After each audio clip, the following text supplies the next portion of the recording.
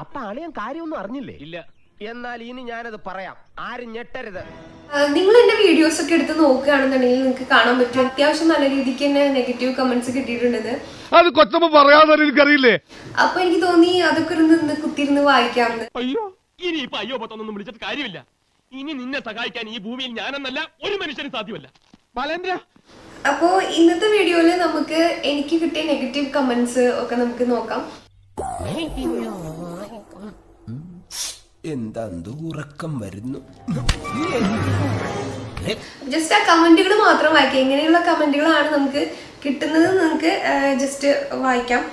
അവമാനിക്കരുത്, ഞാൻ നല്ലൊരു കുടുംബത്തിൽ പറഞ്ഞവനാണ്. നീ നല്ല കുടുംബത്തിൽ പറഞ്ഞു, ഞാൻ പിന്നെ മറ്റേ കുടുംബത്തിൽ പറഞ്ഞാണല്ലോ. നീ ആരാ നാടി പുല്ലേ നിന്റെ വിചാരം.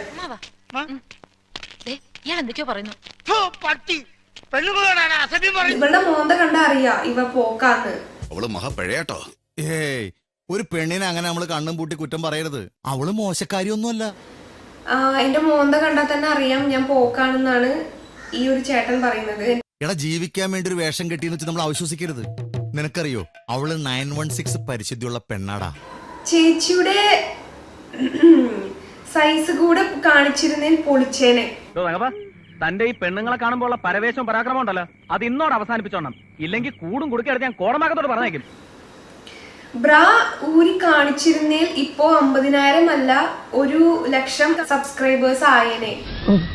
ഒരു കയ്യബദ്ധം നാറ്റിക്കരുത്. ഇനി തോന്നിയാസം പറഞ്ഞു നടന്നാലുണ്ടല്ലോ നാട്ടിലടിച്ചാൻ സൂപ്പാക്കും. ഓക്കെ, അപ്പൊ ഞാൻ ഊരി കാണിച്ചിരുന്നെങ്കിൽ 50,000 സബ്സ്ക്രൈബർ അല്ല 1,00,000 ആയെന്നാണ് ഈ ചേട്ടൻ പറയുന്നത്. അവന്റെ വിദ്യാഭ്യാസ കുറവുണ്ടാവും അങ്ങനെ പറഞ്ഞു. അതുകൊണ്ടല്ല, ഞാൻ കൊളോക്കിലായിട്ട് പറഞ്ഞതാ. കൊളാക്കി